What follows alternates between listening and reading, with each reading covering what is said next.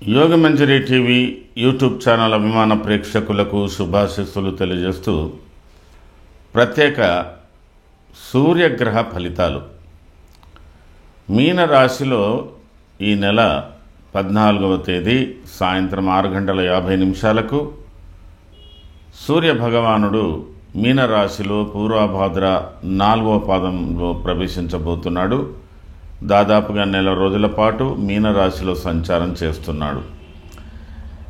ఈ నెల చివరిలో మీనరాశిలో దాదాపుగా 6 గ్రహాల యొక్క కూటమి ఏర్పడుతున్నది. అందులో సూర్యుడు ప్రధానం. ముందుగానే రాహు అందులో సంచారం చేస్తున్నాడు. శుక్రుడు బుధుడు కూడా అందులోనే వక్రించి ఉన్నారు. అందులో వక్రించినటువంటి బుధ శుక్రులతో పాటు రవి ప్రవేశించబోతున్నాడు. ఈ సూర్యగ్రహం యొక్క ప్రత్యేక ఫలితాలు, వీటిని ఒక రకంగా మాస ఫలితాలుగా కూడా మీరు అన్వయించుకోవచ్చు. ఈ ప్రత్యేక ఫలితాలు 12 రాశుల వారికి ఒకే వీడియోలో పొందుపరుస్తున్నాను. మకర రాశి, ఉత్తరాషాఢ త్రిపాదం, శ్రవణ ధనిష్టార్థం మకరం. ఈ మకర రాశి వారికి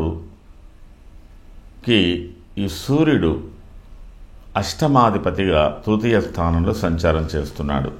తృతీయ స్థానంలో అష్టమాధిపతిగా సంచారం చేస్తున్నటువంటి సూర్యుడు స్థానబలం మంచిగా ఉంది, సంచార ఫలితం కూడా మంచిగా ఉన్నాయి.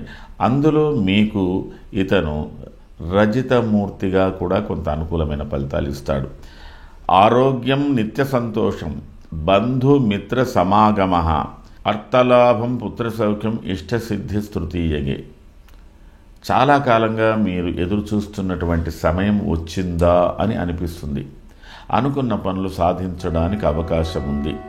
ఆరోగ్య విషయంలో కొంత రికవరీ ఉంది. ఆర్థిక పరిస్థితులు మెరుగుపడతాయి. కుటుంబ సౌఖ్యం కూడా లభిస్తుంది. కొత్త పనులు ప్రారంభించబోతారు.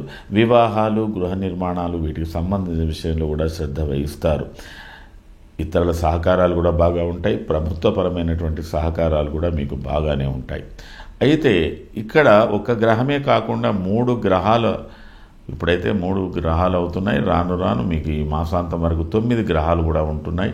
ఇవన్నీ కూడా ఆలోచించుకొని, ఒకటి బాగా విరోధులైనటువంటి వారితో, జ్ఞాతుల చేత ఉన్నటువంటి సమస్యల విషయంలో మాత్రం మీరు తొందరపడకండి. మిగతా విషయాలన్నీ కూడా ఉంటాయి. సరికొత్త పనులు కూడా మీకు అనుకూలంగానే ఉండేటువంటి అవకాశాలు ఉన్నాయి.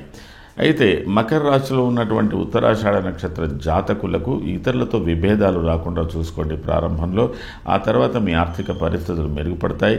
ఏప్రిల్ మొదటి వారంలో కూడా సోదరులతో కానీ, జ్ఞాతులతో కానీ, మీ కింద పనిచేసే వారితో కానీ, కుటుంబ సభ్యులతో కానీ చిన్నపాటి విభేదాలు రావచ్చు.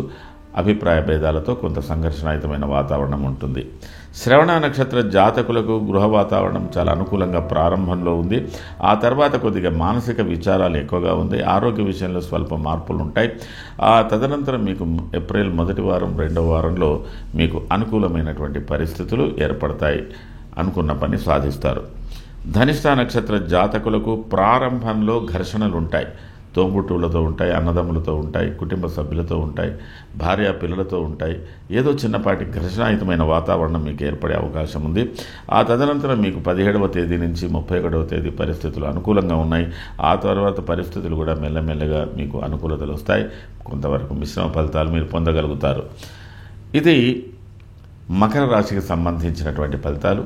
అయినంతవరకు మకర రాశి వారు కూడా ఇష్టదైవ ప్రార్థన చేసుకోండి, సూర్య గాయత్రిని చేసుకోండి.